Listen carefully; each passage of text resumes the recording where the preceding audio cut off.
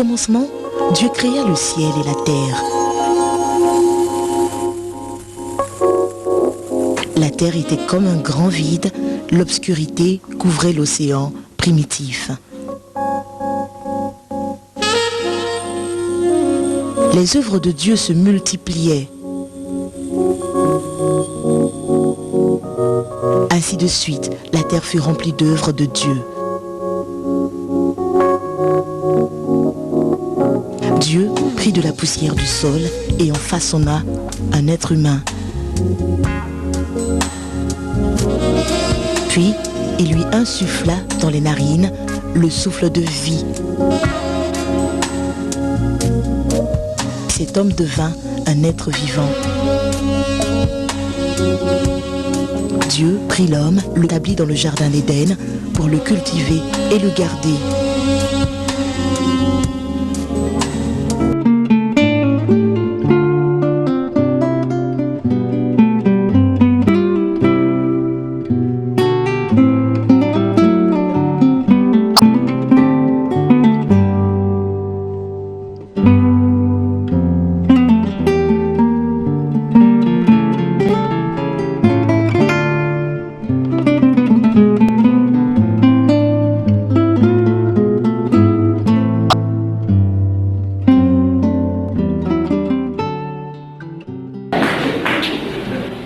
C'est lui qui me sert.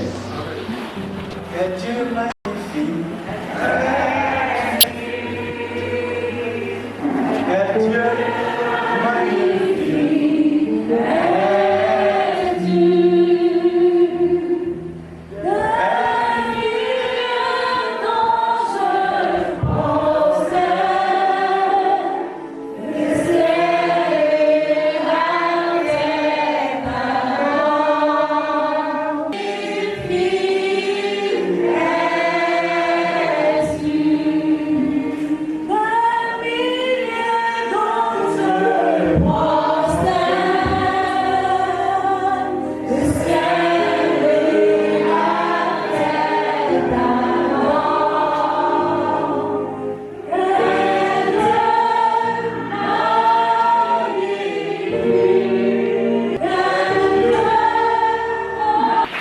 il a 18 ans. C'est lui qui me sert. Que Dieu magnifie. Que Dieu magnifie.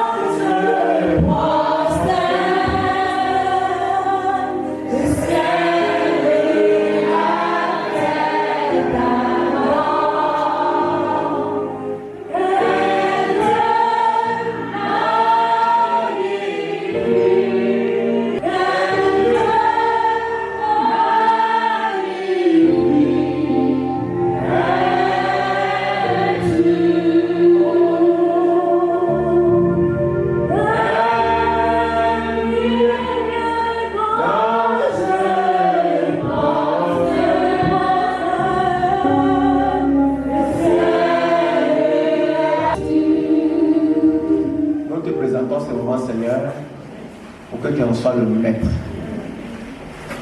D'ailleurs, nous communiquer ta pensée et ta volonté. D'ailleurs, Seigneur, nous toucher par ta parole. Restaure, guéris, console, sauve et délivre. Efface-moi, que je disparaisse, que tu sois vu. Au nom de Jésus. Amen.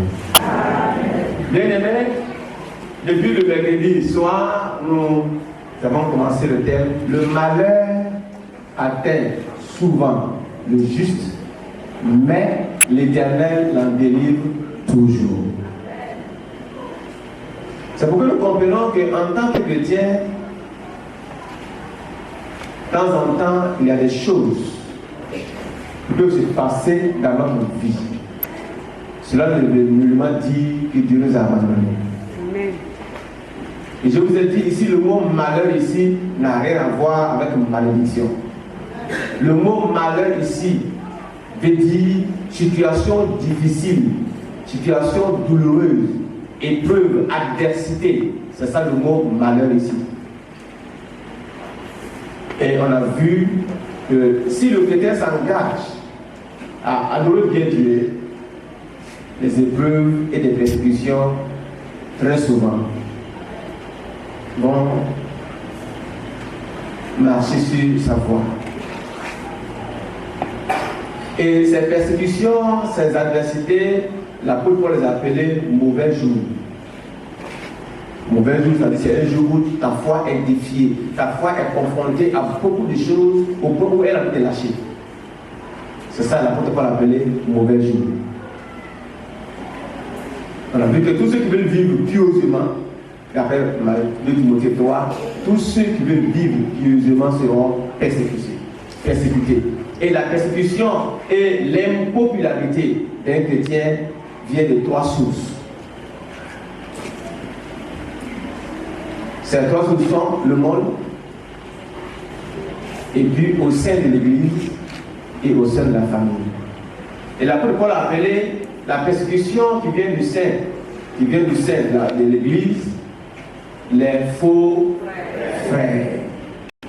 Il y a des gens qui font semblant à l'église d'être avec vous, de vous aider, et qui par une autre façon cherchent à vous détruire.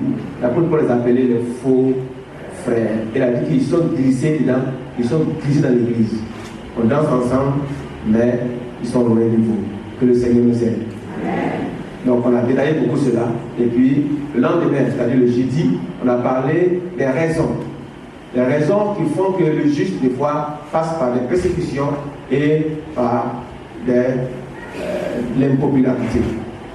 Et j'ai dit qu'il y a la cause générale. Et le péché d'Adam, Ève, qui nous poursuit telle que la grossesse d'une femme. Dieu a dit, comme toi, femme, tu as trompé ton mari, c'est par des douleurs que tu vas coucher. Il a dit à l'homme aussi, comme tu as écouté la voix de ta femme, tu mangeras. Ça, c'est donc une cause générale. Tout le monde, païen ou chrétien, passe par là. Et puis, on a vu aussi que le chrétien souffre quand c'est une conséquence de son indiscipline. Elle est disciplinée, il n'y a pas de discipline alimentaire, et ainsi de suite. Quand tu es discipliné dans ta vie, tu en souffres aussi.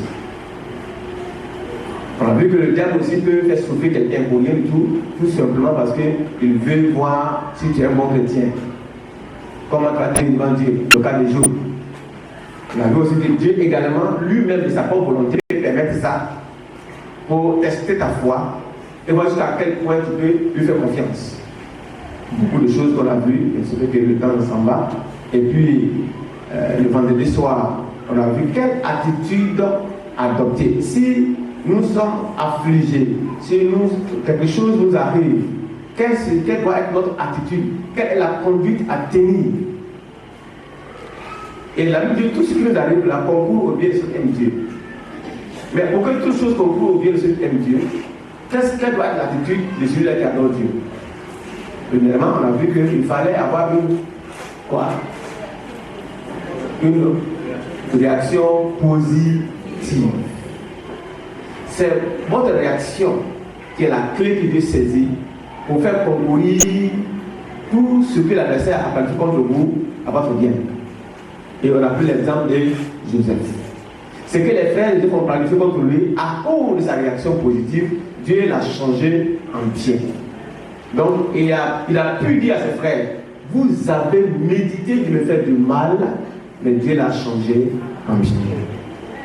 Donc que Dieu change en bien ce que le diable ne peut pas contre vous, ce que le faux frère ne peut pas contre vous, c'est votre réaction. Amen. Je parle de réaction, c'est-à-dire votre attitude, la façon dont vous allez prendre la chose. Joseph n'a jamais accusé ses frères d'être sorciers, mais il a mis ça au compte de qui? De Dieu. Il dit que c'est Dieu qui a voulu cela. Et on a vu dans la Bible que 4 fois, Joseph a répété cette phrase. c'est Dieu qui m'a envoyé. C'est Dieu qui m'a envoyé. C'est Dieu qui m'a établi. C'est Dieu qui m'a envoyé. Notre réaction est la clé pour que tout ce qu'on bien. Si vous avez une action négative, alors vous annulez le plan qui dit toute chose qu'on peut obéir sur Dieu. J'ai pris l'exemple d'une femme et de son mari. Son mari est énervé, veut faire du mal, la femme se prosterne. À cause de ce que la femme se soumet, Dieu touche le cœur de l'homme pour dire, à cause de ce que la personne est soumise, pardonne. Donc la réaction de la femme est une réaction bien utilisée pour que la colère de l'homme soit dissipée. L'exemple d'un enfant, le père rentre du travail, l'enfant a cassé un verre, l'enfant couvre le papa, quand tu n'étais pas là, j'ai cassé un verre. Sa réaction, la réaction de l'enfant, au lieu que le papa le chicote, à cause de sa réaction, Dieu lui dit cette réaction-là pour dire à papa, l'enfant dit la vérité, laisse-le. Mais c'est le père qui demande, qui a cassé le verre? Qui a cassé une personne? Et le père finit par découvrir que c'est vous qui avez cassé le verre, alors vous aurez affaire. Votre réaction va vous créer des problèmes. Donc l'enfant qui réagit bien, papa quand tu n'étais pas là, par inattention, j'ai cassé un verre. Ce mal que l'enfant a fait là, qui devait lui coûter quelque chose de mauvais, Dieu le changera en bien, c'est-à-dire en pardon.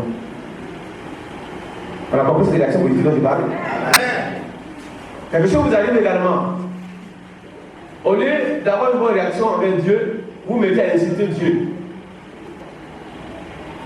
Si Dieu est avec moi, pourquoi ça m'est arrivé? Dieu même dit ce que Dieu dit même. Pourquoi ceci? Donc vous parlez mal déjà avec votre Dieu, votre réaction ne va pas aider aux choses que vous avez à être transformées en bien pour vous. Mais ça va plutôt vous détruire. C'est pourquoi j'ai dit réaction positive. Et ensuite, il faut toujours attribuer cela à Dieu pour mettre au compte de Dieu. Ce que Dieu n'a pas voulu, ça ne va jamais se produire. C'est quand Dieu dit non, c'est non. Donc, Joseph a toujours attribué cela à Dieu pour dire c'est Dieu qui a voulu cela. Donc, frère, ne vous étonnez pas que je sois ici. Ce n'est pas vous qui m'avez vendu pour être ici. C'est Dieu qui m'a envoyé ici. Après cela, après la réaction positive, on a vu qu'il fallait attribuer ça à Dieu. Troisièmement, on a vu qu'il fallait faire quoi? Il fallait obéir à Dieu. Après obéir à Dieu, il faut aussi aimer Dieu. Et après avoir fait ce pas d'aimer Dieu, il faut prier sans cesse et recommander ton sort à l'Éternel. Recommande ton sort, ce qui t'arrive là, recommande ça à Dieu. La Bible dit si tu recommandes à Dieu ton sort, il agira. Amen.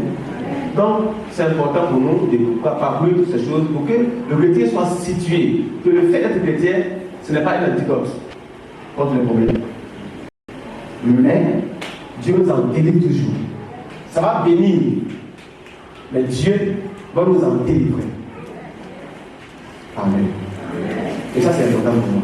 Donc, on a vu l'attitude adoptée. Et Jésus, en parlant de l'attitude qui permet aux chrétiens de bénéficier des bénédictions divines, où il amène Dieu à faire conclure tout ça dans son bien, a cité un certain nombre de choses d'attitude que je voulais ensemble nous parcourons et prier. Je suis parti en détail, en profondeur, pour nous révéler que c'est notre attitude qui nous attire la bénédiction de Dieu, et non notre attitude intérieure, et non notre apparence. Et en parlant de l'attitude intérieure, il a appelé cela les béatitudes. On va lire ensemble Matthieu 5, on va lire verset 1. Condition pour aller au ciel. Ce que je dis ici, ce ne sont pas les conditions pour aller au ciel. Parce qu'enseignement, Jésus montre comment une personne qui a une bonne relation avec Dieu devrait se conduire. Donc, j'ai parlé d'une réaction positive, qui est une attitude, la conduite à tenir quand nous traversons des moments difficiles. Et le Seigneur a développé cette attitude-là en plusieurs phases. La Bible l'a appelé les béatitudes. En fait, le mot béat veut dire bienheureux. Béat veut dire tranquille. Donc, ceux qui ont la Bible, on a mis béatitude, ça ne veut dire tu es tranquille, tu es heureux. On dit béatitude. C'est l'état d'esprit, l'état et une attitude intérieure de sécurité. Qu'est-ce qui vous amène cette sécurité intérieure, cette tranquillité intérieure qui vous permet de saisir la bénédiction de Dieu? C'est ça qu'on appelle béatitude. C'est tout. Mais je ne vais pas parler dessus parce que c'est des mots compliqués. C'est français, là, nous sommes à l'école. Donc, si on parle de toutes les définitions, on en est embrouillé. Donc, Dieu donne, le Seigneur donne.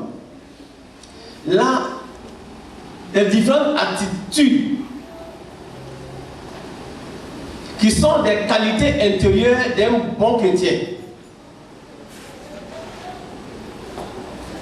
Les attitudes ici, ce ne sont pas les apparences extérieures.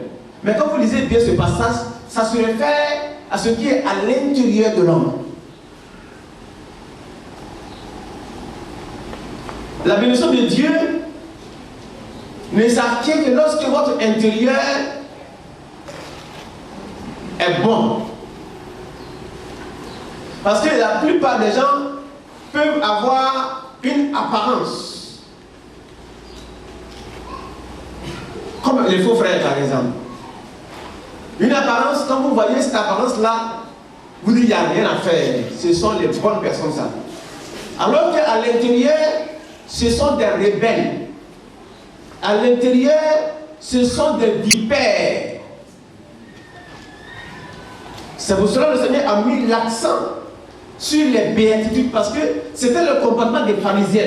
Les pharisiens avaient une apparence extérieure bien jolie, et quand vous les voyez, les façons de prier, les façons de dire non, ça c'est un bon religieux. Alors qu'en réalité, ce sont des races de vipères. Donc le Seigneur a fait exprès pour enseigner ça aux pharisiens. Et là, nous employé un mot que nous allons lire ensemble. Il voulait dire à ces pharisiens-là que ce n'est pas l'apparence que Dieu regarde, mais ce qui est à l'intérieur de l'homme. C'est ça que Dieu regarde. Parce que beaucoup ont l'apparence, une bonne apparence extérieure, mais à l'intérieur, ce sont des rebelles, des gens endurcis, qui ne sont pas prêts au changement quelconque. C'est pourquoi Dieu s'appuie beaucoup sur votre attitude intérieure plutôt que l'attitude extérieure. C'est votre attitude intérieure qui vous procure la bénédiction de Dieu. Et ce que nous disons ici comme béatitude, ce sont les différentes qualités intérieures qui lui procurent la bénédiction divine. Dieu s'occupe moins de l'apparence extérieure. Dieu ne regarde pas si ta tête est jolie, si tes yeux là sont bien formés. Dieu ne s'occupe pas trop de ça. Ça, c'est nous les hommes. On regarde l'apparence. On dit sa tête est vilaine. On dit il a un gros nez. Dieu, c'est pas son problème, ça. Dieu regarde votre intérieur. Dieu apprécie votre intérieur. Et quand votre intérieur satisfait Dieu, Dieu répand la bénédiction sur vous. Ce n'est pas votre apparence extérieure qui est. Dieu n'a rien à voir là. Celui qui vous a fabriqué, il sait que vous avez un gros nez. Il sait qu'il vous a donné une grosse tête. C'est lui qui a fabriqué cette grosse tête là pour vous. Donc je ne m'occupe pas de ça. Mais regarde, les choses doivent être développées à l'intérieur de vous. Et c'est ça, ce qui est à l'intérieur de vous là, qui amène la réaction positive. Si ce qui est à l'intérieur n'est pas bon, ça va se refléter sur votre réaction extérieure. Quelqu'un qui a un bon cœur, qu'on ne voit pas, mais on verra cela avec ses œuvres. Donc c'est votre intérieur qui reflète l'extérieur.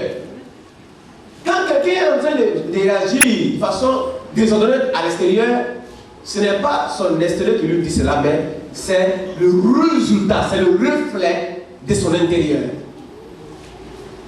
Et Jésus pouvait dire aux pharisiens, lisons ce passage-là, Matthieu 23, 25 à 27, pour voir comment... Et pharisiens hypocrites. Ouais. Vous nettoyez soigneusement l'extérieur de vos coupes et de vos assiettes, mais vous les remplissez du produit de vos vols et de ce que vos désirs incontrôlés convoitent. Pharisiens aveugles. Pharisiens aveugles. Commence donc par purifier l'intérieur de la coupe et de l'assiette, alors l'extérieur lui-même sera pur. Loi et pharisiens hypocrites. Vous êtes comme ces tombeaux crépus de blanc, qui sont beaux au dehors, mais à l'intérieur, il y a qu'ossements de cadavres et pourriture. Amen. Amen. Vous êtes comme des tombeaux blanchis, des tombeaux décorés. Quand vous voyez, quand vous voyez un cercueil décoré, mais ouvrez le cercueil, qu'est-ce qu'il y a à l'intérieur? Donc Jésus veut dire aux pharisiens qu'il présente un comportement extérieur beau, mais ce qui est à l'intérieur d'eux là, c'est grave. Et la plupart des faux frères, c'est ça. Ils vous présentent un visage beau, une adoration extérieure d'ange. Mais à l'intérieur, ce sont des tombeaux blanchis, ce sont des ossements, c'est un cadavre.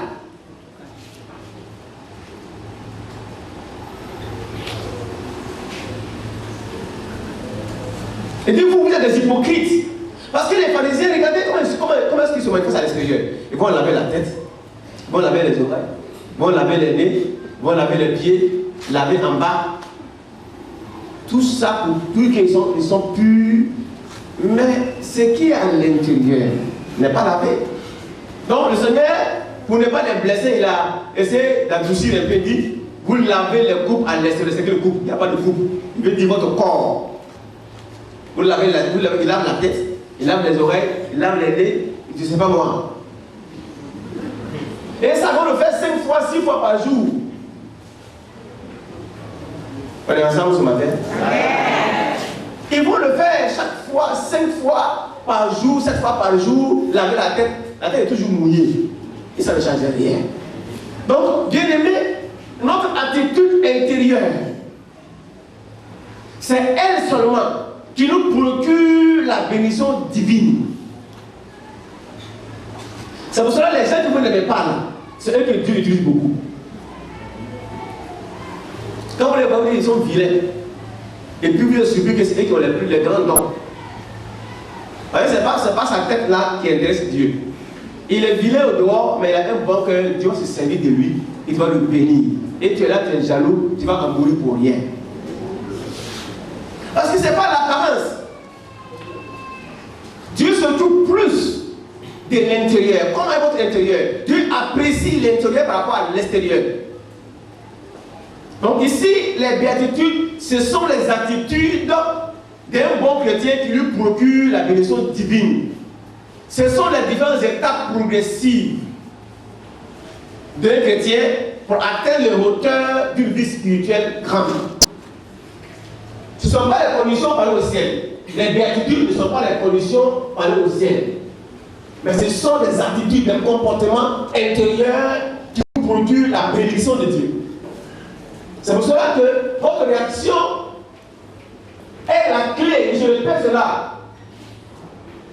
qui amène Dieu à changer le mal forgé contre vous en bien. Si on devait nous déposer et nous débaisser, qu'est-ce que Dieu allait trouver à l'intérieur de nous? C'est quand je ne sais pas, des fois, on ne comprend pas. Parce que nous jugeons les gens par rapport à l'apparence. Vraiment, il est bien la personne. Nous, si on a donné l'argent, on dit, oh, il est bien. On va parler de la personne jusqu'à cause de son argent. Il est vraiment bien. Ça, c'est un frère, vraiment, que le Seigneur le bénisse. Parce qu'il a donné 500 000. Parce qu'il a donné 200 000. Mais nous serons étonnés qu'il va nous dire, vous êtes comme le tombeau blanchi.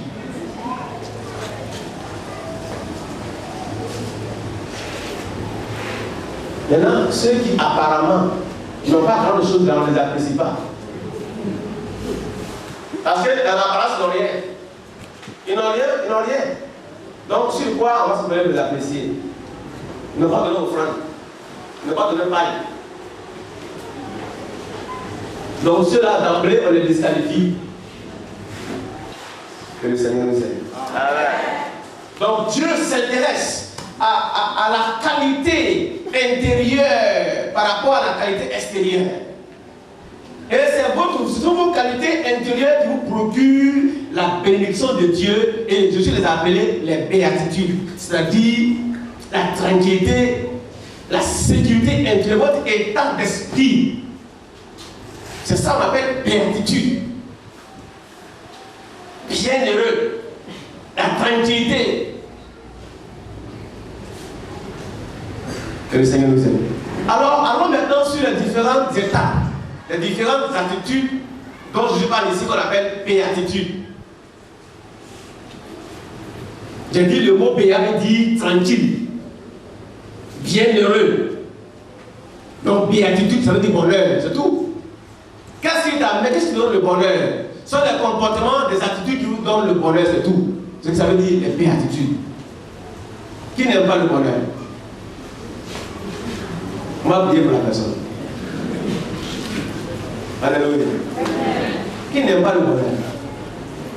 Mais Jésus nous enseigne les comportements, les attitudes qui nous procurent le bonheur. C'est ça qu'on appelle béatitude là, c'est rien d'autre que ça. Les attitudes, les réactions intérieures qui nous procurent le bonheur. Et comme Joseph a su bien se comporter, a su mener une bonne attitude intérieure, parce qu'il pendant que les frères l'ont vendu, lui à son intérieur, il n'avait rien contre eux. Et comme son intérieur était agréable à Dieu, Dieu va le lever. Dieu va le bénir pour que ses frères devaient se prosterner devant lui pour qu'il leur dise: ne soyez pas affligés, ne m'ont pas vendu. Mais ce n'est pas vous, c'est Dieu. Vous avez médité de le faire de mal, mais Dieu l'a changé en bien. Bien aimé, notre attitude intérieure, c'est ça qu'on demande Dieu.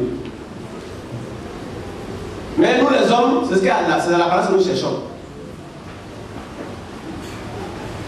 C'est pas toujours, on va se tromper.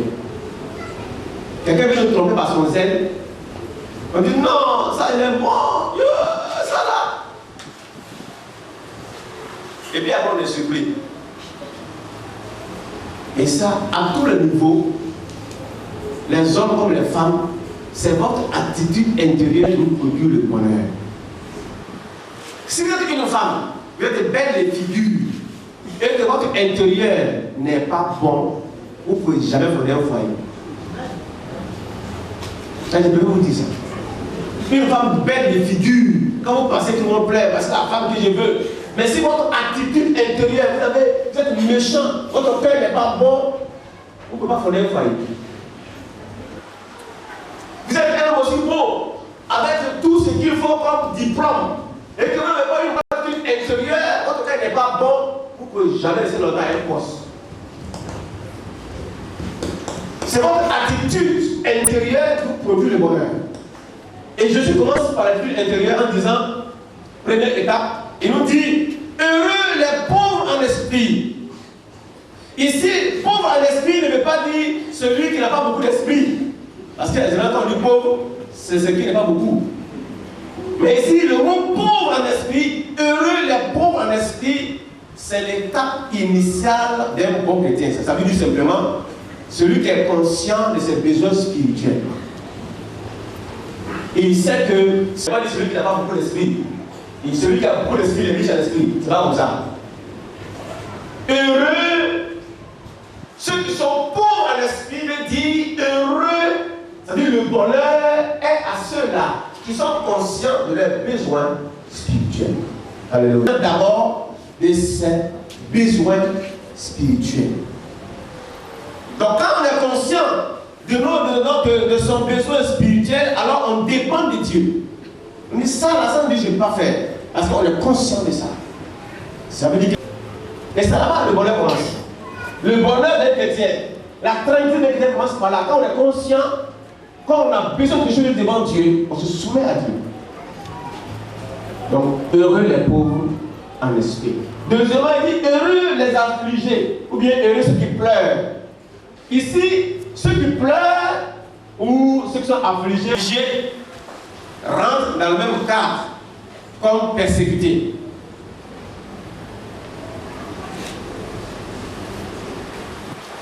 Ceux qui sont affligés, c'est-à-dire qui sont conscients de leur état de péché, qui savent que leur vie ne peut pas réussir s'ils n'ont pas une bonne relation avec Dieu. Donc ils pleurent, ils sont affligés. À eux-mêmes, ils sont affligés. Ils sont attristés. Parce qu'ils ont envie de servir bien Dieu. Mais ils voient qu'ils sont incapables de satisfaire les exigences de Dieu. Donc leur incapacité de satisfaire les exigences de Dieu les rend tristes. C'est ça que je l'appelle ici heureux les affligés. Alléluia. Ou bien heureux ceux qui pleurent. Gloire à Jésus. Donc un cœur repentant, un cœur qui pleure, un cœur qui cherche à satisfaire les exigences divines. Mais ils ne pleurent pas parce qu'ils ont mal fait. Mais ils sont conscients qu'ils n'arrivent pas à satisfaire ce que Dieu veut. Et cette attitude-là, d'insatisfaction, d'incapacité, vous amène à vous humilier. Vous êtes conscient de votre incapacité. Vous êtes conscient que vous ne pouvez pas satisfaire Dieu. Vous êtes conscient que Dieu, si Dieu ne vient pas à vos côtés, vous ne pouvez pas faire les devoirs que Dieu vous a donnés. Et cette attitude-là vous amène à vous humilier devant Dieu. Et en vous humiliant devant Dieu, Dieu vous élève. Amen. Alléluia. Amen. Et c'est pourquoi toutes ces attitudes-là n'ont rien à voir avec l'extérieur. Ce sont des attitudes intérieures, des qualités intérieures qui vous procurent le bonheur de Dieu. Ensuite, troisièmement, il dit heureux les débonnaires. D'autres versions disent heureux ceux qui ont le cœur doux. Débonnaire veut dire simplement humble. Doux. C'est-à-dire des gens qui dépendent entièrement de Dieu, qui veulent soumettre leur voix à Dieu. Ils ne veulent rien faire sans d'abord consulter Dieu. Donc il veut soumettre ses voix à Dieu. Et comme il veut soumettre ses voix à Dieu, il ne se laisse pas emporter par n'importe quelle chose. C'est-à-dire qu'ils se laissent emporter trop vite. C'est ça le débonnaire. Le mot débonnaire, c'est ça. Ça veut dire épreuve de chagrin, épreuve de soumission et d'humilité. Donc d'autres versions disent heureux ceux qui ont le cœur doux. Doux veut dire simplement ici humble, soumis. Donc on ne se laisse pas emporter par ses faiblesses. Que le Seigneur nous en délivre. Donc je suis en train d'enseigner que chaque chrétien doit s'efforcer à adopter une attitude chaque jour, chaque année, chaque mois qui lui permette de saisir la bénédiction de Dieu. C'est notre attitude pour la bénédiction. Notre attitude, notre comportement. Et notre papa nous a dit, vous voyez, nous a dit, la paix ce n'est pas un mot, c'est ce vieux-là. Ça veut dire que c'est votre comportement qui vous procure la paix aussi. C'est votre comportement qui vous procure la bénédiction. C'est votre attitude qui vous procure la grâce de Dieu. C'est votre attitude qui fait que vous avez de bonnes relations avec les autres personnes. C'est votre attitude qui fait que les hommes vous apprécient. De même, ce sont vos attitudes qui vont amener les hommes à vous rejeter. Donc le bonheur ne tombe pas comme ça du ciel. Ça commence par votre attitude. Si quelqu'un veut vous aider, quelqu'un a envie de vous aider, quelqu'un est fier de vous aider, ça dépend de votre attitude. Quand un enfant a un bon comportement, tout le monde veut l'aider. Alléluia. Dieu joue sa partition, mais l'homme aussi a sa partition. Parce qu'il dit heureux les débonnaires. Les débonnaires, mais il dit aussi heureux ceux qui ont fait et soif de la justice. Je veux dire, quand quelqu'un veut bien se comporter, quelqu'un aime la justice, il sera persécuté. Parce que les gens n'aiment pas la vérité. Les gens aiment l'injustice. On dit quand c'est blanc, il faut voir, il faut dire c'est bleu. Et quand tu dis non, moi j'ai vu la couleur, c'est pas ça. On dit toi tu es mauvais. On dit il faut voir, et puis il faut dire le contraire. Donc, heureux ceux qui ont faim et soif de la justice. Ça veut dire tout simplement, avoir faim et soif, c'est pas la faim parce qu'on a commencé à checker, mais simplement un appétit spirituel. C'est-à-dire ceux qui veulent avancer. Vous savez, l'appétit vient quand la santé aussi est là. Quand l'appétit commence à disparaître, même la santé commence à se dégrader. Quand on est en bonne santé, on a envie de manger. Alléluia.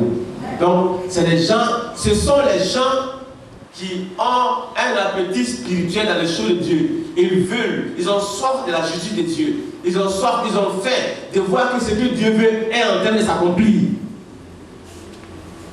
Je dis, c'est ceux-là qui seront heureux. Donc c'est un désir constant d'une justice personnelle. Ils ont envie de bien se comporter, de suivre la vérité, de dire la vérité, de suivre ce qui est juste, de faire ce qui est juste. Ils ont faim et soif de la justice. Donc la faim, la soif sont aussi signes d'une bonne santé. Donc quand on a une bonne santé spirituelle, on a faim et on a soif des choses de Dieu. Quand quelqu'un commence à ne plus avoir soif et faire des choses de Dieu, c'est un signe aussi qu'il est en train de rétrograder. Il n'a plus envie d'aller à l'église. Il n'a plus envie de lire la Bible. Il n'a plus envie de chanter. Il n'a plus envie de parler de Dieu. Il perd l'appétit spirituel. Il perd l'appétit dans les choses de Dieu. C'est un signe que la personne est en train de se rétrograder.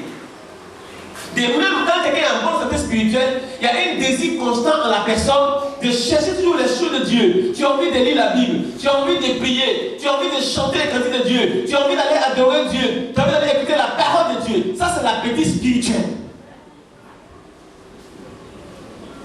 Et quand tu commences aussi à dégringoler, les choses de Dieu commencent à t'énerver. Tu perds l'appétit spirituel. C'est-à-dire que tu n'as plus la faim et la soif dans les choses de Dieu. Quand tu dis alors l'église, il va trouver un argument pour le porter. C'est que la personne déjà est loin. Tu lui dis on va lire la Bible, il va trouver l'argument pour rejeter. On va prier aussi, il va se plaindre. Tout ce qui concerne Dieu commence à vous énerver. Vous perdez l'appétit. Or l'appétit, les médecins sont là, ils sont avec nous, que l'appétit c'est un signe aussi d'une bonne santé. C'est la même chose. Quand vous commencez à faire l'appétit spirituel, vous n'avez plus envie des choses de Dieu, vous êtes malade. Et vous risquez de mourir si vous ne faites pas sortir. Heureux ceux qui ont faim et soif de la justice. C'est pour ça que des fois je suis un peu embêté. Quand on organise des retraites, et que par moment on peut y aller, mais on trouve toujours des excuses qui nous empêchent d'aller. Tout ce qu'on a enseigné depuis mercredi, jeudi, vendredi, certainement, on tourne autour de combien? 100, combien là? En moyenne 110. Il y a des gens qui sont empêchés par le service. Il y a des gens qui sont empêchés par le service, mais c'est simplement la paresse. Ils n'ont pas la pluie. Une autre attitude qu'on appelle la miséricorde. La miséricorde, c'est l'attribut de Dieu. C'est-à-dire qu'il faut faire preuve d'une maturité spirituelle où, là où vous devez payer la personne en mal, vous donnez le bien. C'est ça la miséricorde. La miséricorde de Dieu, c'est le châtiment que nous méritons, mais que Dieu refuse de nous donner. C'est différent de la grâce. La grâce, c'est les bonnes choses, ce sont les bonnes choses que nous ne méritons pas, mais que Dieu nous donne. La miséricorde, c'est le châtiment que nous méritons. Dieu doit nous punir. Et Dieu dit, ça ne fait rien. Il laisse tomber. C'est ça la miséricorde de Dieu. Donc il dit, heureux les miséricordieux, des gens qui savent comment laisser tomber sans payer le mal pour le mal. C'est ça la miséricorde. La grâce, c'est le contraire. La grâce, ce sont les bonnes choses que nous ne méritons pas, les faveurs que nous ne méritons pas, mais que Dieu nous donne. La miséricorde, au contraire, c'est le mal que Dieu doit nous donner en nous punissant, mais qui dit non, ça ne fait rien. Je donne le mal, je laisse tomber. À la place du mal, je donne le bien. C'est ça la miséricorde. On dit heureux les miséricordieux. Heureux les miséricordieux. Est-ce que nous sommes miséricordieux? On a chanté Dieu. Il est miséricordieux. Il est le médiateur. Nous dirons que Jésus est. Il est miséricordieux. Il est le médiateur. Nous dirons que Jésus est bon. Nous dirons que Jésus est bon. Nous le dirons matin et soir. Oh, il est miséricordieux. Il est le médiateur. Nous dirons que Jésus est bon. Il est. Nous dirons que Jésus est bon. Oh, nous le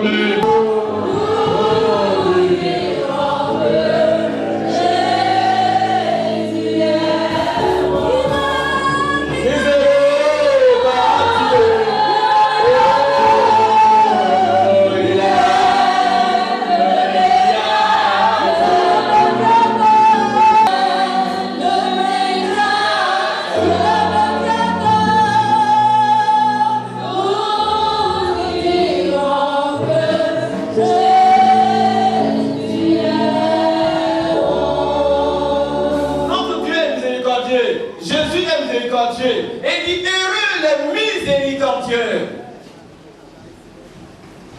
Heureux, tranquille. Quand tu es miséricordieux, tu es tranquille. Et toutes ces qualités-là sont les qualités intérieures. Ça n'a rien à voir avec l'extérieur. Heureux les miséricordieux. Qui est la preuve d'une maturité supérieure. Il continue pour dire heureux ceux qui ont le cœur pur, car ils verront Dieu. Là encore, c'est une affaire d'intérieur. Heureux ceux qui ont le cœur pur. Et toutes ces attitudes se réfèrent à ce qui est à l'intérieur. Il y a aucune, tout ce que vous voyez ici, il n'y a rien qui se réfère à ce qui est à l'apparence. Heureux ceux qui ont le cœur pur, car ils verront Dieu. C'est l'état de notre cœur qui nous conduit à la vision divine. Parce que Dieu ne regarde que le cœur de l'homme. Dieu voit que le cœur de l'homme, non la tête de l'homme. La Bible dit, l'homme regarde ce qui frappe aux yeux, mais Dieu regarde au cœur. Donc Dieu ne regarde pas l'apparence de l'homme. Dieu ne se demande pas comment est ta tête, comment tu es habillé. Dieu regarde quel est l'état de ton cœur. Quelle est l'attitude de ton cœur. Comment ton cœur se comporte. Comment ton cœur réagit à une situation. C'est ce que Dieu regarde. Et maintenant, quand cela est approuvé par Dieu, Dieu transforme le mal en bien pour toi. Heureux ceux qui ont le cœur pur, car ils verront Dieu. C'est l'état de notre cœur qui nous conduit à la vision divine. C'est l'état de notre cœur qui nous permet de voir Dieu. Nul n'a jamais vu Dieu, mais on voit Dieu à travers notre cœur. Et il dit c'est l'état, la pureté de ton cœur qui te conduit à la vision divine. Il dit heureux ceux qui ont le cœur pur, car ils verront Dieu. Vous voyez Dieu à travers votre propre cœur. Alléluia. Si vous êtes méchant, vous savez vous ne pas voir Dieu. Dans votre cœur, donc vous-même là, à votre intérieur, vous savez qui vous êtes. Si vous allez voir Dieu, votre cœur, vous allez voir Dieu. Si votre cœur est pur, nous le voyons, mais c'est pas votre cœur est pur, c'est pas pur. Mais vous savez comment est votre cœur. Vous savez ce que vous êtes en train de méditer dans votre cœur. Donc Dieu voit à l'intérieur de vous. Pendant que je parle avec vous, pendant que je danse avec toi, pendant que je mange avec toi, si dans ton cœur tu es en train de prendre un coup contre moi, Dieu le sait. Donc vous savez à l'intérieur de vous que vous-même, vous n'êtes pas tranquille. C'est ça le mot béatitude, la tranquillité, la paix. Jésus a dit à ses disciples, celui qui mange avec moi a levé son talon contre moi. Entre-temps, Jésus lui-même savait que dans son cœur, dans son fort intérieur, il recevait l'accusation que c'était lui. Mais par hypocrisie, il a demandé aux autres, Seigneur, mais c'est qui? Comme Jésus est miséricordieux, si c'était moi qui je vais le gifler. Parce que toi-même tu es hypocrite, ton cœur n'est pas bon. Tu sais que tu ne peux pas, regarde, tu dis quoi? Mais comme Dieu est miséricordieux, il n'a rien dit. Et puis il a demandé, Seigneur, c'est qui? Qui est celui-là qui mange avec toi et qui a encore levé le talon contre toi? Judas a aussi dit, Seigneur, c'est qui même? Un faux frère. Et ils verront Dieu. C'est l'état de notre cœur qui nous conduit à la vision de Dieu. Tu dois voir Dieu, ça se lit dans ton cœur, comme tu le sais. Il y a des gens qui savent que leur perdition est programmée. Parce que dans le cœur là-bas, ils savent qu'ils ne sont pas bons. Ils savent que le cœur là, ils ont beaucoup de choses contre les gens. Donc eux-mêmes, ils savent qu'ils sont condamnés. Mais par hypocrisie, bon, mon Dieu, l'apparence est jolie, il va le suivre. Que le Seigneur nous en délivre. Le malheur atteint souvent le juste, mais l'Éternel en délivre toujours. Mais pour que le Seigneur nous en délivre toujours, il faut que nous ayons une bonne attitude, une bonne réaction. Vous avez médité de me faire du mal, mais Dieu l'a changé en bien, a déclaré Joseph. Et j'ai dit, son secret c'était la réaction positive. Son secret, c'est qu'il avait une bonne attitude. Et Jésus nous donne les différentes attitudes qui nous permettent de saisir la bénédiction de Dieu, qu'il a appelé les béatitudes. Heureux ceux qui ont le cœur pur, car ils verront Dieu. Donc l'homme lui-même sait qu'il peut voir Dieu et il peut savoir aussi qu'il ne verra pas Dieu. Ça dépend de l'état de ton cœur.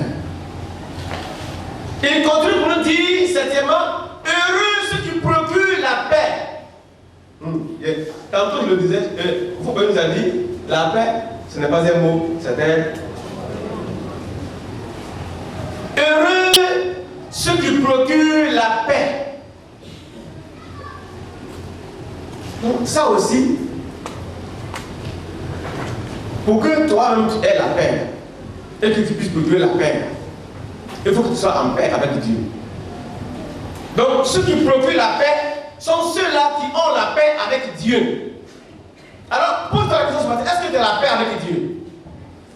Parce que la paix avec Dieu, ce ne sont pas des paroles, c'est ta relation avec Dieu. Donc heureux ceux qui procurent la paix. Ça parle de votre influence. Votre influence de façon positive sur la vie des autres.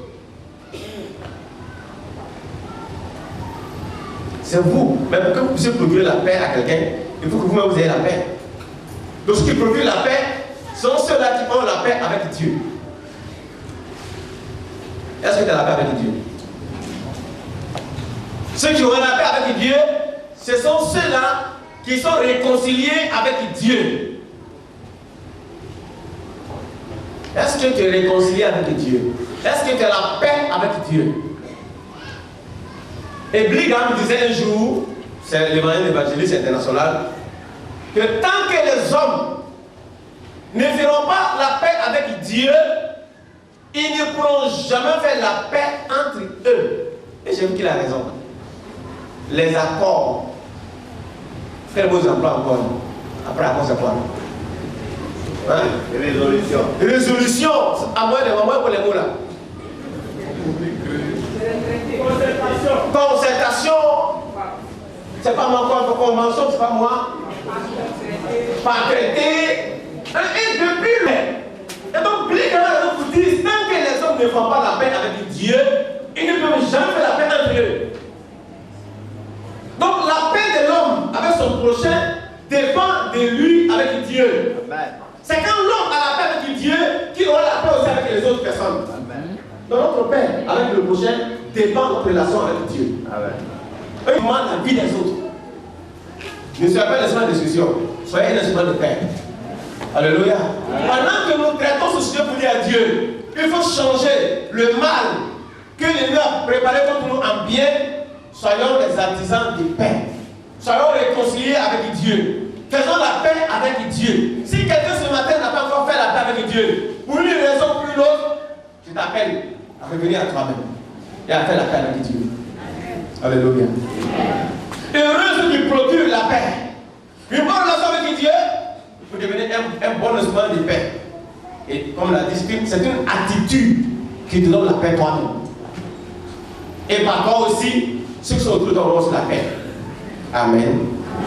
Et il continue dans son enseignement pour nous dire à la fin, heureux ceux qui sont persécutés. Donc il nous rejoint dans Somme 34 qui dit, le malheur atteint souvent le juste, mais l'Éternel lève toujours.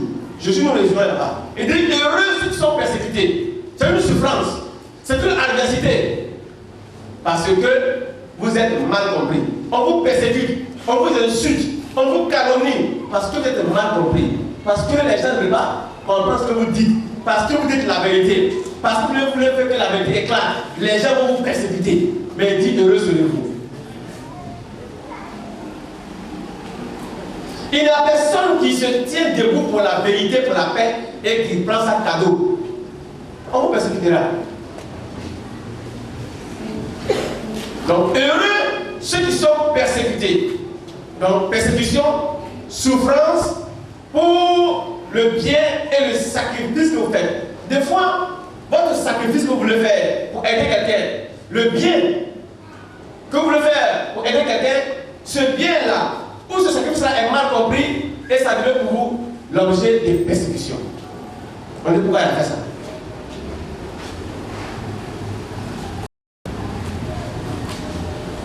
Des fois, c'est juste un service que vous voulez à quelqu'un. Mais les avons transformé ce service-là en mal pour toi. Vous devez souffrir. Vous comprenez cela? Quelqu'un qui a vu une soeur qui souffre et qui lui apporte un soutien. Les faux frères vont transformer ça, manipuler ça. Aïe, aïe, aïe, aïe, on a vu. Il a donné l'argent à la soeur là. C'est qu'il y a quelque chose entre les deux. Il va le voir X, il va le voir Y. Et puis ça commence à prendre. On dit non. J'ai vu quelqu'un qu'on a suspendu comme ça. C'est grave. On appelle les peuples, on dit qu'il a donné quelque chose à quelqu'un, donc ça veut dire, comment voulez-vous mettre à la place de quelqu'un d'autre?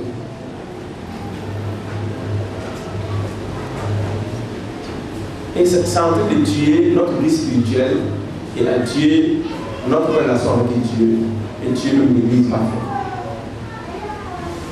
Même parfois, vous marchez ensemble. Vous prenez deux murs, vous mettez ici et vous allez tout droit. Donc vous ne pouvez pas ce qu'ils sont ici, vous ne pouvez pas ce qu'ils sont ici. Vous allez tout droit parce qu'il y a deux murs qui vous séparent. Parce que le jour où vous allez c'est pas moi. Dans votre véhicule, même vous avez quelqu'un dans le même service, à déposement, vous mettez. Bien-aimé, où allons-nous? Que le Seigneur nous aide à comprendre son plan et sa volonté. Et ça met des fois les gens à devenir méchants, à forcer. Parce que vous ne savez pas qu'est-ce que les gens diront quand vous allez faire ce travail-là. Donc vous souffrez. Heureux qui sont persécutés. Souffrance pour le bien, souffrance pour le sacrifice que vous faites, parce que vous avez été mal compris. On ne peut pas faire ça. Donc vous pouvez souffrir pour ça. Le bien que vous faites là, vous pouvez souffrir pour ça. Le sacrifice que vous faites là, vous souffrez pour ça. C'est ça qu'on appelle heureux ceux qui sont persécutés. Persécutés parce qu'ils sont mal compris. Persécutés pour le sacrifice qu'ils veulent faire pour quelqu'un. Persécutés pour le bien qu'ils veulent faire. On lit ces passages-là, mais on prend ça. On arrange ce que ça nous arrange. Vous comprenez cela? Quand on lit le passage, on l'arrange pour que ça nous arrange. On ne va pas au fond de la recherche. Parce qu'on va au fond là, ça ne nous arrange pas. Donc on interprète ça de façon superficielle. Mais je prie Dieu que nous puissions comprendre que le malheur atteint souvent le juste, mais l'Éternel en délivre. C'est pour cette raison que nous devons encourager les frères et sœurs d'amour de Dieu. Ne nous laissez pas entraîner par n'importe quel vent. Soyons fermes, soyons inébranlables, accrochons au Seigneur et laissez Dieu faire sa volonté dans notre vie. Nul ne peut détruire ce que Dieu a prévu pour vous. Nul ne peut le faire. Les gens en dehors, ça va venir, mais Dieu va vous en délivrer. Si Daniel a été pris aussi au face des lions, pas parce qu'il était injuste, mais parce qu'il voulait lutter pour la justice, on a dit mettez-le dans le lion va le bouffer. Shadrach, Abednego, sont nos amis dans une fournaise ardente, ce n'est pas parce qu'ils ont mal fait, mais tout simplement ils voulaient dire la vérité. Ils voulaient tenir pour la justice. On dit pourquoi vous là, c'est vous qui voulez dire la vérité. Chauffez le feu, mettez-les dedans. Mais pendant qu'ils étaient dans le feu ardent, Dieu a envoyé un ange pour les délivrer. Pendant que Daniel était dans la queue des lions, Dieu a envoyé un ange pour fermer la queue des lions. Et les lions sont devenus les amis de Daniel. Il peut le faire pour toi aussi. Toi seulement, appuie-toi sur le Seigneur. Aie une bonne attitude, une bonne réaction. Tu verras que Dieu va changer le mal que lui a planifié contre toi en bien. Et tu seras en mesure de dire avec Joseph, toi, tu as planifié le fait du mal, mais Dieu l'a changé en bien. Et ton ennemi sera confondu. Et comment Dieu l'a changé en bien pour toi? Tu vas gravir. Les béatitudes sont les différentes attitudes qui nous procurent la bénédiction divine. Quelle attitude as-tu ce matin? Dieu se préoccupe de notre attitude intérieure plus que l'attitude extérieure. C'est par notre attitude intérieure que Dieu nous donne sa bénédiction. Tiens-toi debout et va chanter avec moi. Et Dieu, remercie le Seigneur parce qu'il t'a ouvert les yeux et il veut faire quelque chose de bien dans ta vie. Dis à Dieu, donne-moi une bonne attitude, une attitude vraie, une réaction positive en toutes choses, en tout lieu et en toutes circonstances, de sorte que je sois capable de saisir ce que tu as planifié pour moi. Tu vas élever la main pour bénir Dieu d'abord, adorer Dieu. Bénis Dieu, parce qu'il a été fidèle à l'attitude intérieure, juste, une attitude intérieure que Dieu agrée, que Dieu accepte. Seigneur, guéris mon cœur. Il te guérit le cœur de l'élément. Si tu veux accepter cette guérison, tu veux soit ça maintenant. Il dit qu'il ne te pas comme tu as commencé. Quelque chose de nouveau commence en toi. Une nouvelle vision de Dieu. Dieu donne une nouvelle vision. Tu as une nouvelle vision. Une nouvelle façon de voir Dieu. Il t'aime, hein? Il t'aime, hein? Il t'aime. Tu attends quoi? C'est déraciné. Le mal est déraciné. Oui. C'est pourquoi. Reçois la puissance du Saint-Esprit. Oui. Reçois la puissance du Saint-Esprit. Reçois la puissance du Saint-Esprit. Reçois l'onction de l'Esprit. Reçois. Lève la main pour recevoir quelque chose. Lève la main. Oui, lève la main pour recevoir. C'est passé. Tu reçois le miracle de Dieu. Reçois la guérison. Reçois la guérison. L'esprit de guérison. L'esprit de guérison. L'onction de l'Esprit. Reçois.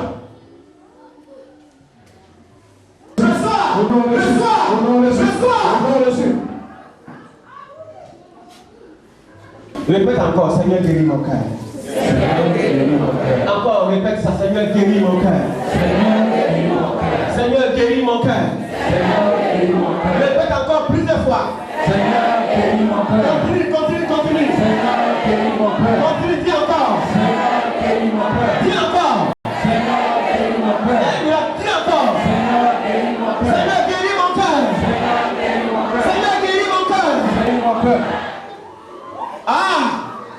appelle. Seigneur, guéris mon cœur. Seigneur, guéris mon cœur. Seigneur, guéris mon cœur. Guéris mon cœur. Seigneur, guéris mon cœur. Seigneur, guéris mon cœur. Seigneur, guéris mon cœur. Seigneur, guéris mon cœur. Seigneur, guéris mon cœur. Seigneur, guéris mon cœur. Seigneur, guéris mon cœur. Seigneur, guéris mon cœur. Seigneur, guéris mon cœur. Tu reçois. Tu reçois ta guérison. Aïe, aïe, aïe, reçois. Guéris mon cœur. Recevez. Non, reçu. L'esprit est mouvement maintenant. L'esprit est mouvement maintenant. L'esprit est mouvement maintenant. Oui. Il y a un mouvement. L'esprit est un mouvement. Il y a un mouvement. L'esprit est un mouvement. Le Seigneur te guérit. Le Seigneur te guérit. Non. Le Seigneur te guérit. Il te guérit. Le Seigneur te guérit. Il te guérit. Le Seigneur te guérit. Il te guérit. Attention.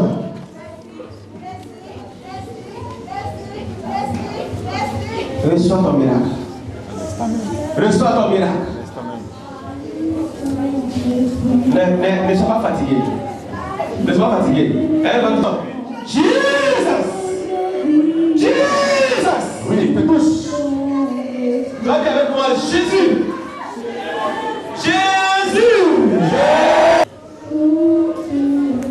La puissance de cet esprit. La puissance de cet esprit. Oui. La puissance de cet esprit te touche. La puissance de cet esprit te touche. Est-ce que tu as une femme encore? Crois en cela. Tu as invité le Saint-Esprit dans ta vie. Invite l'Esprit de Dieu dans ta vie maintenant. Invite-le. Oui, invite le Saint-Esprit dans ta vie.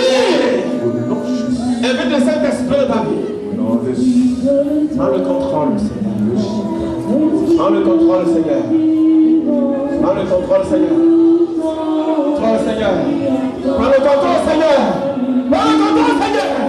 Prends le contrôle, Seigneur. Prends le contrôle de sa vie. Lâche sa vie. Libère sa vie. Libère sa vie. Libère sa vie. Prends le contrôle maintenant. Reçois la guérison de ton cœur. Reçois la guérison de ton cœur maintenant. Reçois la guérison maintenant. Le Seigneur te touche spécialement.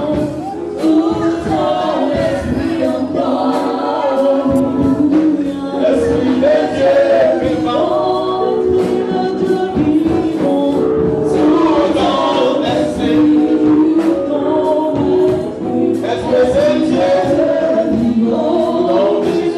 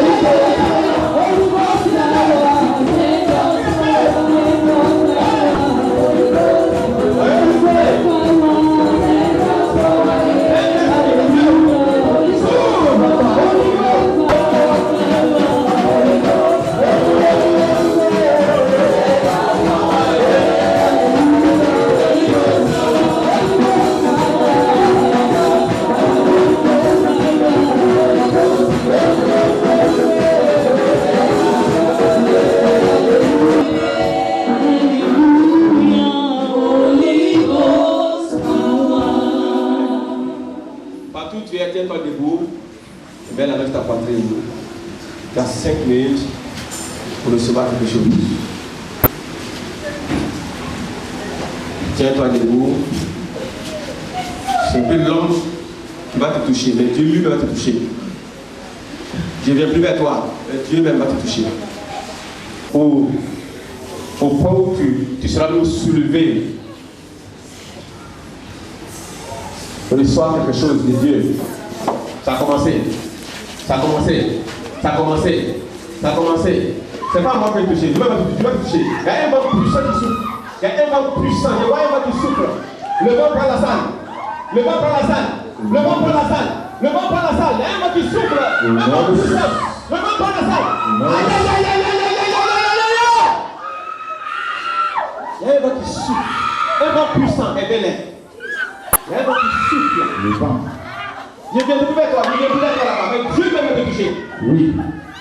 Dieu va te toucher où tu es.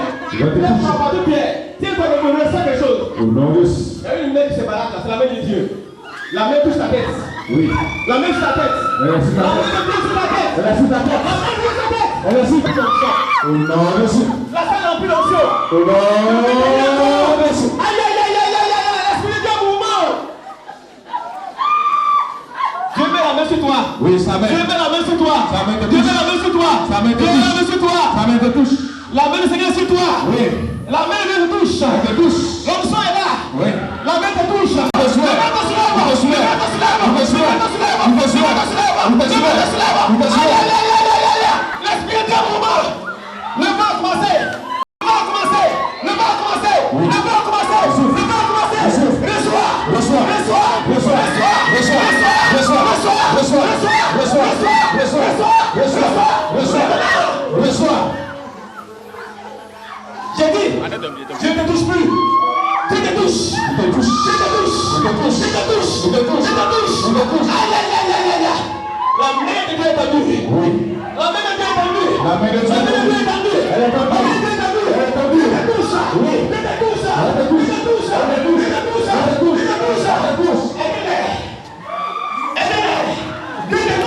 te touche. Je te touche.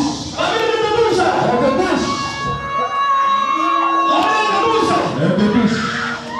Ah, je sens la puissance de Dieu. Je sens l'onction. Je sens le nombre d'énergie. Je vois la maison miraculeuse. Aïe, aïe, aïe, aïe, aïe, aïe. L'esprit remplit la salle. L'esprit remplit la salle. La main de Dieu te touche. Elle te touche. Sur ta tête. Oui. La main sur ta tête. La main sur ta tête. La main sur ta tête. Elle te touche. La main sur ta tête. Elle te touche. La main sur ta tête. Elle te touche. La main sur ta tête. Le feu est allumé. Oui, le feu. Le feu est allumé. Le feu. Derrière, derrière, derrière. Le feu, le feu, le feu. Le feu allumé. Le feu allumé. Le feu allumé. Le feu allumé. Le feu allumé. Le feu allumé. Le feu allumé. Le feu allumé. Le feu allumé. Le feu allumé. Le feu allumé. Le feu allumé. Le feu allumé. Le feu allumé. Oui. Le feu allumé. Le feu allumé. Derrière là-bas. Derrière là-bas. Restez-vous. Restez-vous. Restez-vous. Restez-vous. L'étoile a commencé à briller. Oui. Je vois le toit sur ta tête.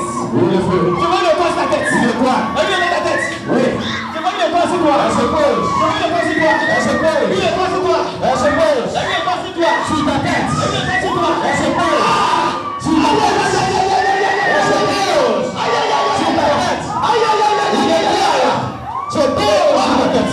Je vois le toit sur toi. Oui, elle se pose sur ta tête. Je vois le toit sur toi. Elle se pose sur ta tête. Elle se pose sur ta tête. Elle se pose sur ta tête. Je vois le toit sur toi, madame. Elle se pose sur ta tête. L'étoile est sur toi. Elle se pose sur ta tête. L'étoile est sur toi. Elle se pose sur ta tête. Elle se pose sur ta tête. Elle se pose sur ta tête. Elle se pose sur ta tête. Elle se pose sur ta tête. Elle se pose sur ta tête. Elle se pose sur ta tête. Elle se pose sur ta tête. Elle se pose sur ta tête. Elle se pose sur ta tête. Elle se pose sur ta tête. Oui. Elle commence à prier. Oui, elle brille. Elle te touche. Elle brille. Elle te touche. Oui. Elle te touche.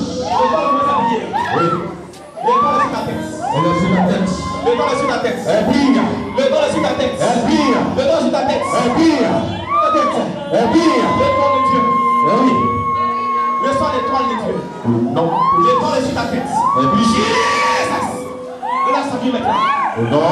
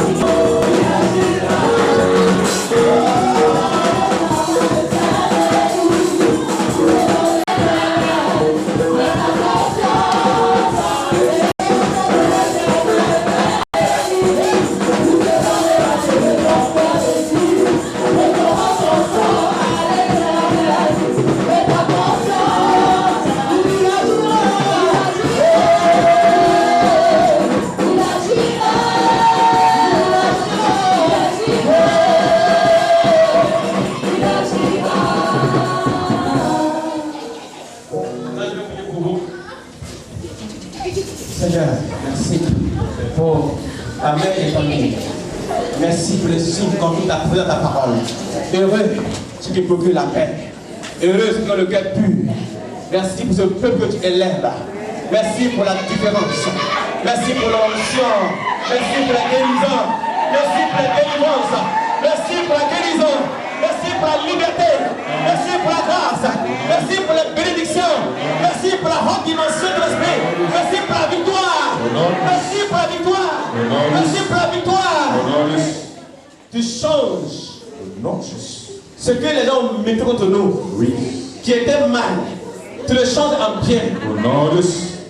Tu le changes en bien. Tu le changes en bien. Je dis tu le changes en bien. Maintenant, reçois le bien. Reçois le bien. Reçois le bien. Reçois le bien. Reçois le bien. Reçois le bien. Reçois tout ce qui est mal dans ta vie. Tout ce qui est obscur dans ta vie. Le Seigneur ôte ça au nom de Jésus. Maintenant, reçois le bien. Reçois la bénédiction. Reçois la victoire. Reçois la grâce. Je te donne au nom de Jésus. Je te communique au nom de Jésus. Reçois le bien. Reçois le bien. Tu as un témoignage sur la gloire de Dieu.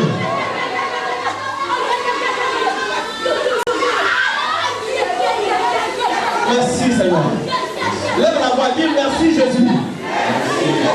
Merci Jésus. Merci Jésus. Merci Jésus. Nous voulons notre Dieu, Dieu de gloire, Dieu de bonté, Dieu de grâce, Dieu de miséricorde.